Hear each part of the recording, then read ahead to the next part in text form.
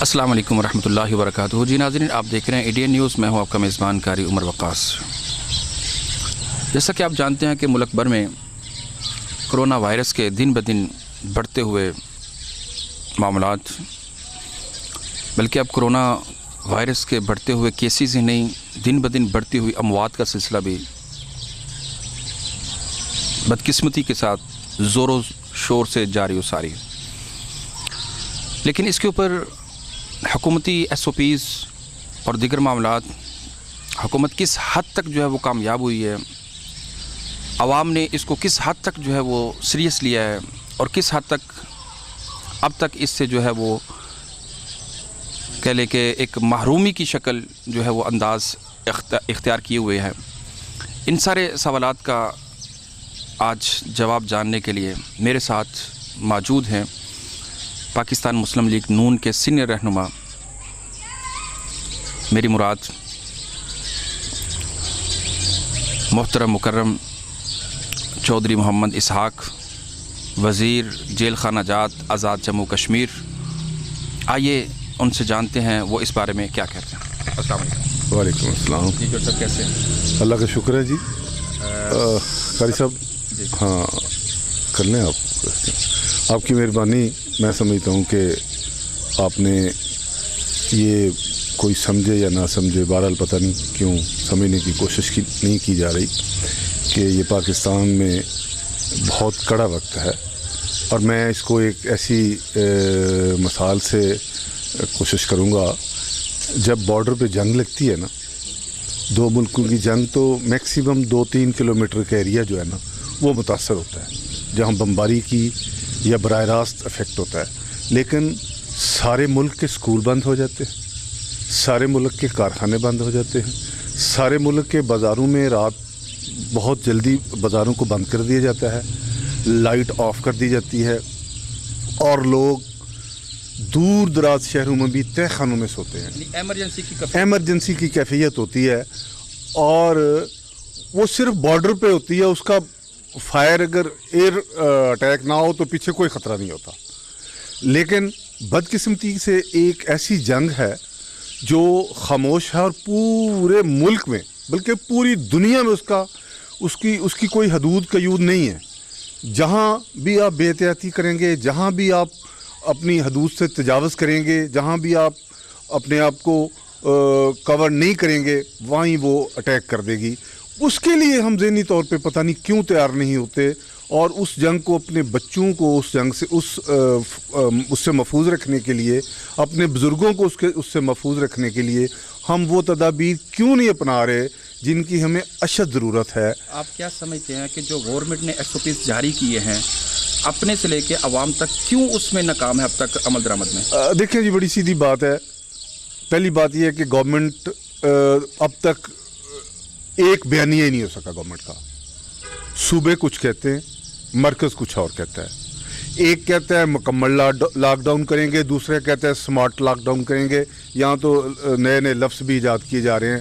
آپ کے سامنے کشمیر میں لاک ڈاؤن تھا، اور اب تک صرف 391 کیس ہیں وہاں.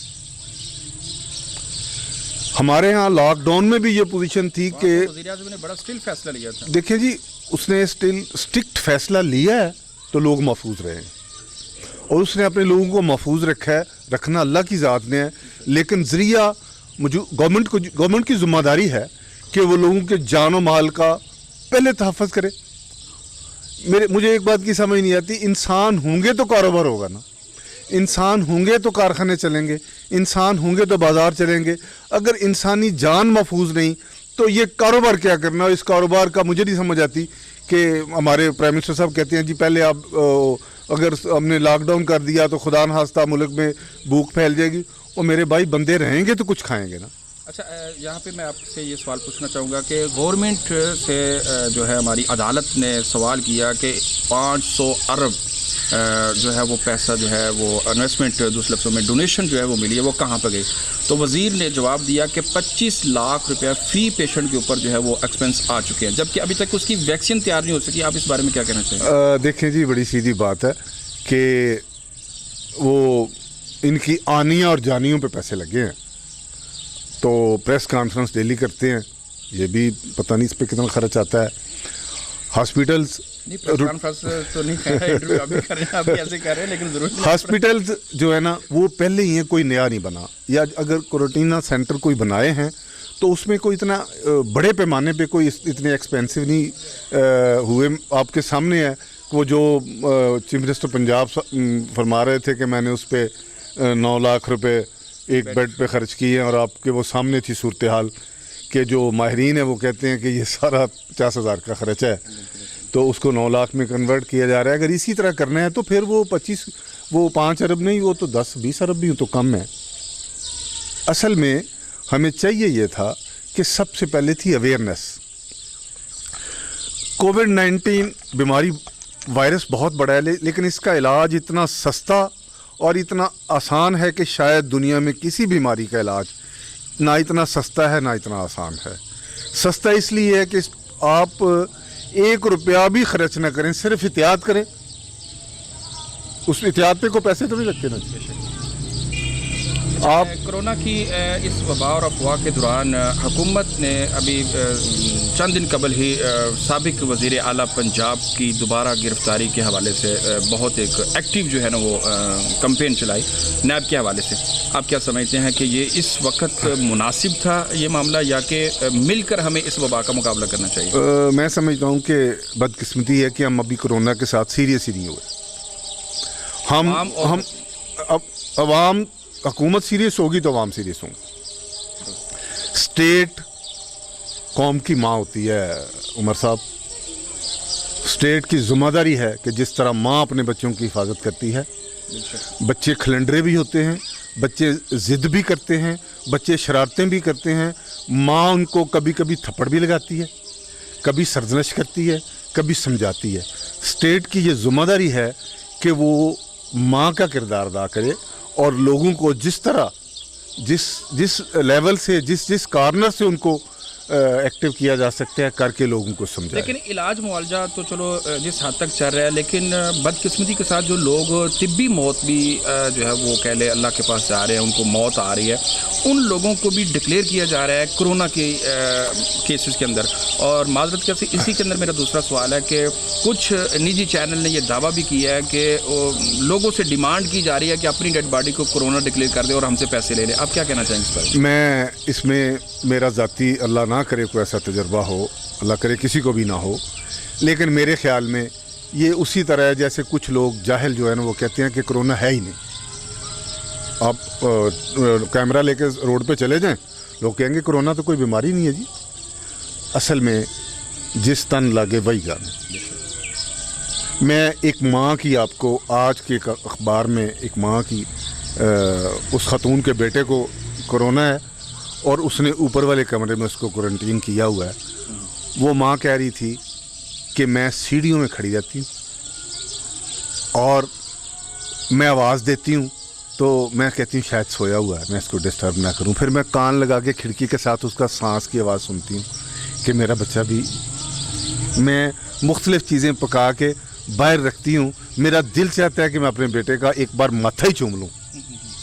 वो माँ जो शायद जंग हो, कोई सैलाब हो, तूफ़ान हो, आंधी हो, वो अपने बच्चे को गोद लेती है, खा उसका सारा जिस्म छलनी हो जाए। लेकिन इस कोरोना की वजह से वो माँ बाहर खड़ी हो कि सिर्फ कि मेरे बच्चे की जान बच जाए, खुदा ना खास्ता कहीं उसको कोई तकलीफ़ ना हो।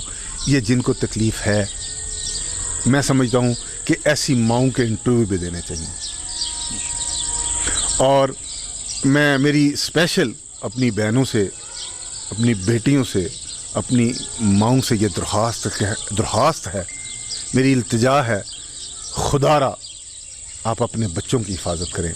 जिस तरह मैं समझता हूँ स्टेट की अपनी ज़िम्मेदारी है, लेकिन माँ दुनिया में और दुनिया के बाद इतना बड़ा शेल्टर है इंसान के लिए कि अगर माँ कोई काम कहे तो मैं समझता हूँ कोई बच्चा इनकार नहीं करता। मेरी तमाम माँओं से ये गुजारिश है कि खुदा के लिए अपनी औलाद को समझाएं और इससे बचाने की कोशिश। आप क्या समझते हैं कि अभी एहतियाती तदबीर का वक्त है या कि हमारे हाथ से जो है वो ये वक्त निकल चुका है? देखें जी, मेरा अल्लाह बड़ा कारसाज है। پہلی بات تو یہ ہے جو مجھے سب سے پہلے کرنی چاہیے تھی کہ جو ماں، جس ماں کو اللہ کہتا ہے مجھے 70 ماؤں کے برابر پیار ہے اپنے بندے سے، میں سمجھتا ہوں ان ماؤں کو، ان بیٹیوں کو، ان والدین کو وضو کر کے نماز تو ہم پڑھتے ہی ہیں انشاءاللہ، لیکن میں اپنی بات کرتا ہوں کہ اگلے دن میں کسی دوست کے لیے دعا کر رہا تھا، آپ یقین کریں کہ میرے منہ سے یہ الفاظ بے ساختہ نکلے، میں نے کہا یا اللہ بہت گناہ گار ہے، اس میں کوئی شک نہیں، بڑے گناہ کرتے ہیں، یا اللہ کوئی نہ کوئی کام تیری مخلوق کے لیے اچھا بھی کرتے ہیں، یا اللہ اسی کے صدقے ان کو میرے دوستوں کو صحت دے دے۔ یعنی آپ دعا کرنے کے لیے جب اللہ سے التجا کریں تو میرا اللہ بڑا غفور الرحیم ہے، ہم اس سے معافی تو مانگیں۔ بدقسمتی یہ ہے کہ ہم اب تک کرونا کو سیریس لے ہی نہیں رہے، اس کو بیماری نہیں مان رہے۔ پہلے ہم اس کو بیماری مانیں گے نا تو پھر میرا یقین ہے کہ ہم اللہ کے سامنے جھکیں گے تو اللہ معاف کر دے گا۔ بہت سارے ڈاکٹر جو ہیں وہ الحمدللہ کرونا کا شکار ہوئے، لیکن وہ واپس آئے، صحت مند ہو رہے ہیں، صحت یاب ہو رہے ہیں، لیکن احتیاط کے ساتھ۔ لیکن سوال یہ ہے کہ کیا اب حکومت کو اس حوالے سے کیا اہم اقدامات جو ہے وہ اٹھانے ہوں گے؟ عمر صاحب بڑی سیدھی بات ہے کہ میں سمجھتا ہوں کہ انسانوں کے رہنے کے لیے انسان ہوں گے تو حکومت ہوگی، نہ درختوں پہ، نہ جانوروں پہ، نہ گاڑیوں پہ، نہ مکانوں پہ، کسی چیز پہ حکومت کا کوئی فائدہ نہیں جب تک انسان نہ ہو۔ انسانوں کو بچانے کے لیے اگر لاک ڈاؤن بھی کرنا پڑتا ہے تو میں سمجھتا ہوں اس کو اسٹرکٹلی کرنا چاہیے، بندے بچیں گے۔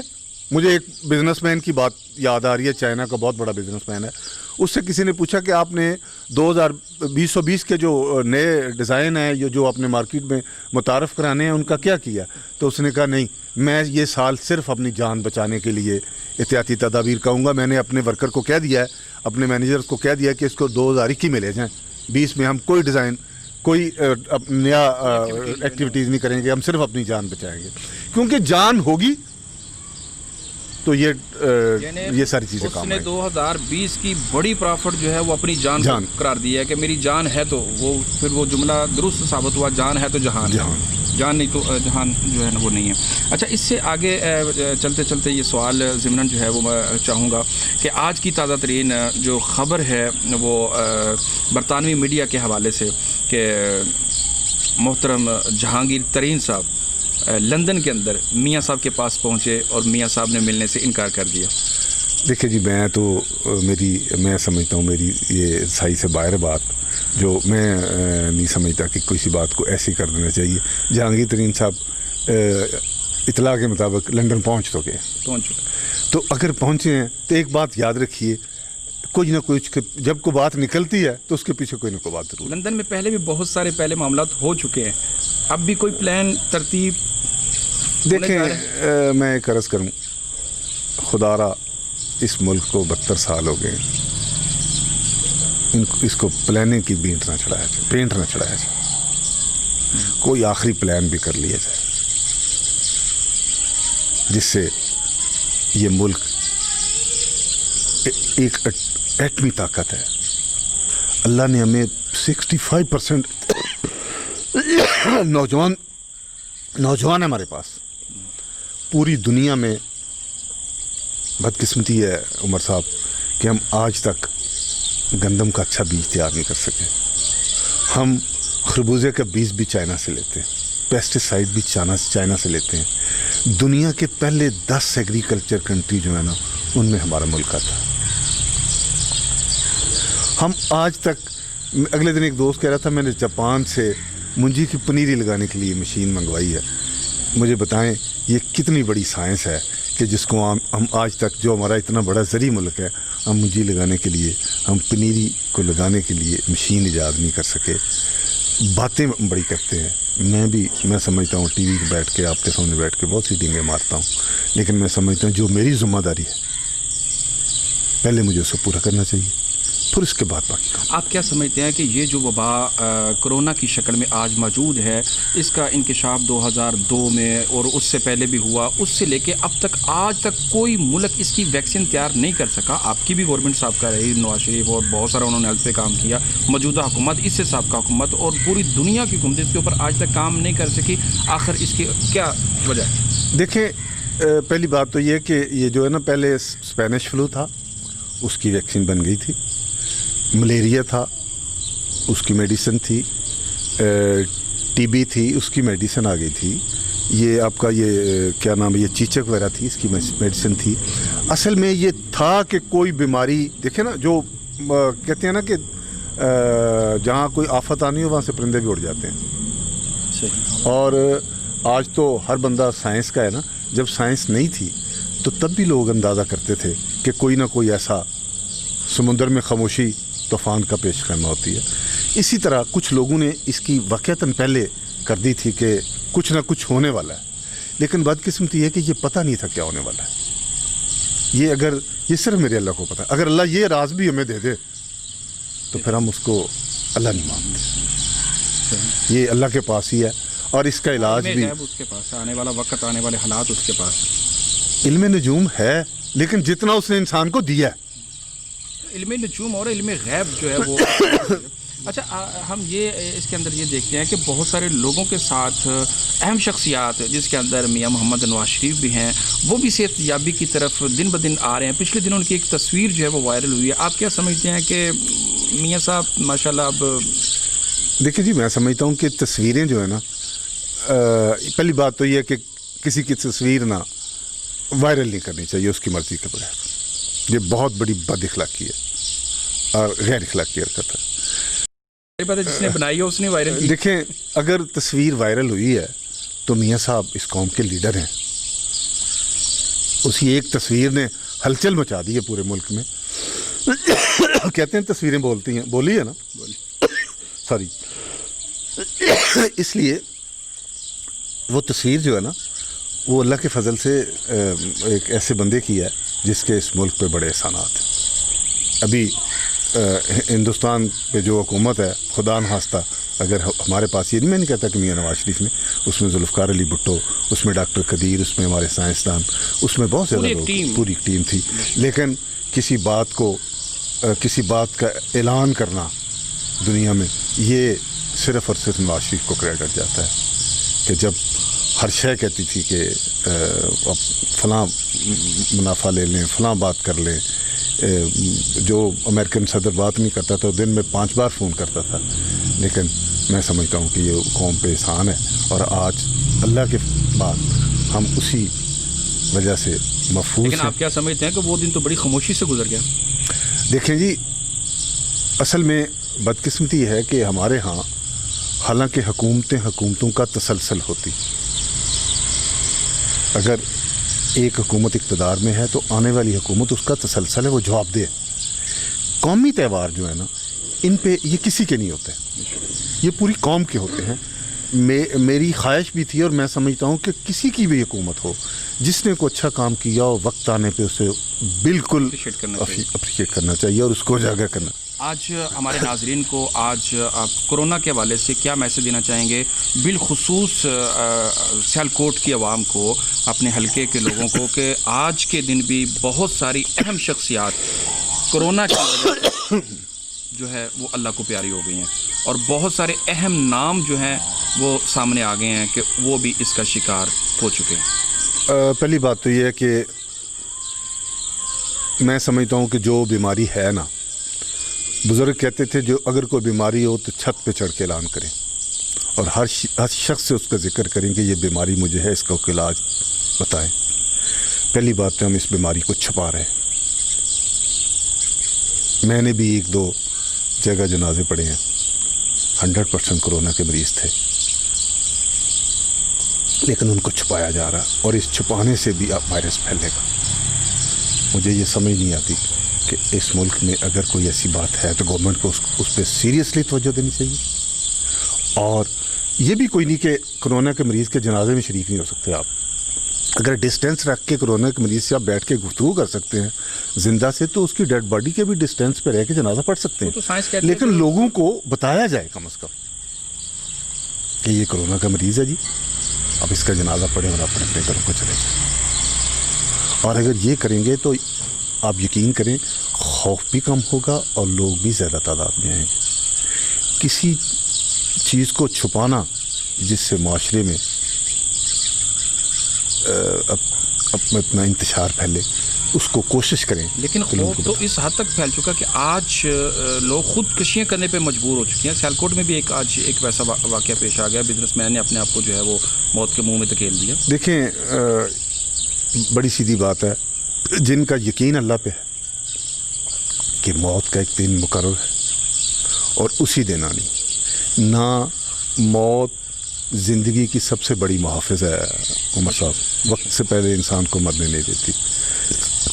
بدقسمتی ہے کہ جب ہم دین کے قریب نہیں ہوں گے, جب ہمیں دین کی, اللہ میں دین کی سمجھ عطا فرمائے, تو پھر کوئی شخص ایسا نہیں کرے گا.